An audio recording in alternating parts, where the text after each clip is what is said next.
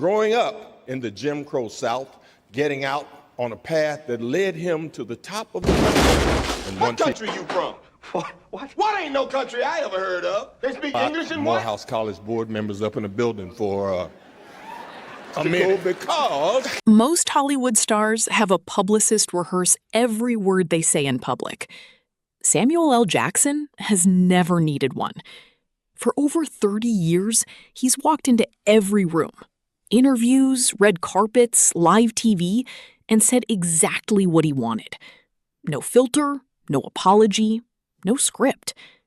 And the world hasn't just accepted it, the world loves him for it.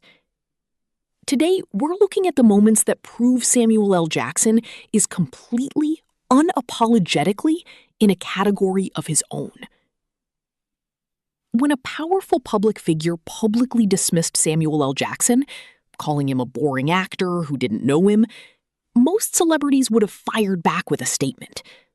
Jackson glanced at his bank account and laughed. But the story didn't end there.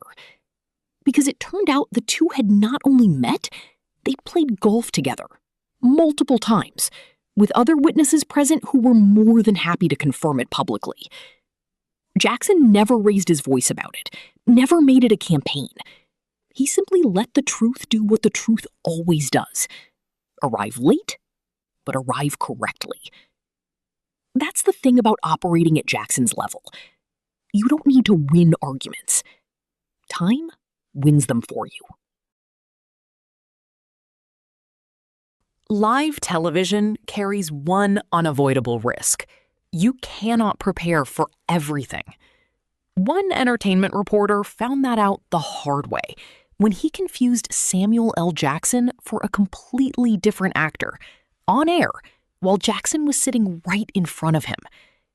Jackson's response wasn't rage. It wasn't a walkout. It was something far more devastating.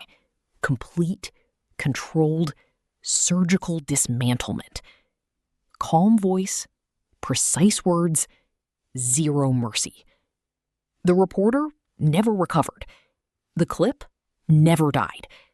And Jackson, to his credit, eventually moved the interview forward because he's a professional. But not before making absolutely sure the lesson landed. Here's something most people don't know about Samuel L. Jackson. He stuttered severely as a child, badly enough that it affected his daily life, his confidence, and how people perceived him. The way he overcame it is fascinating. He found a specific word that, when used with enough conviction, broke the stutter completely. It rewired something in how he processed speech under pressure. That word became his signature, his trademark, the thing people imitate at parties. What looked like attitude was actually engineering. What sounded like aggression was actually therapy. The most recognizable verbal habit in Hollywood, built from a speech impediment. Most actors take whatever role the director offers. Samuel L. Jackson negotiated his weapon color. When joining one of the biggest film franchises in history, Jackson had one specific request. He wanted a purple lightsaber. The lore didn't support it. The color system didn't allow it. He asked anyway. He got it. That detail, small as it sounds, tells you everything about how Jackson moves through the industry. He knows his value. He asks for what he wants, and the answer is usually yes. The most honest reviews of any actor don't come from critics. They come from the people who had to keep up with them on set. By every account from those who've worked alongside Jackson, the experience is equal parts inspiring and humbling. His preparation is total. His presence is complete. His ability to shift in and out of character between takes, going from full performance back to himself in seconds, left at least one co-star convinced he was watching something non-human. That's not an insult. That's the highest possible compliment.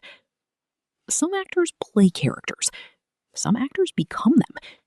And then there's Samuel L. Jackson, who somehow managed to turn his entire self into the most compelling character in the room. every room for 3 straight decades. Unbothered by criticism, unbothered by comparisons, unbothered by anyone who didn't do their homework before sitting across from him. That's not an act. That's a life's work.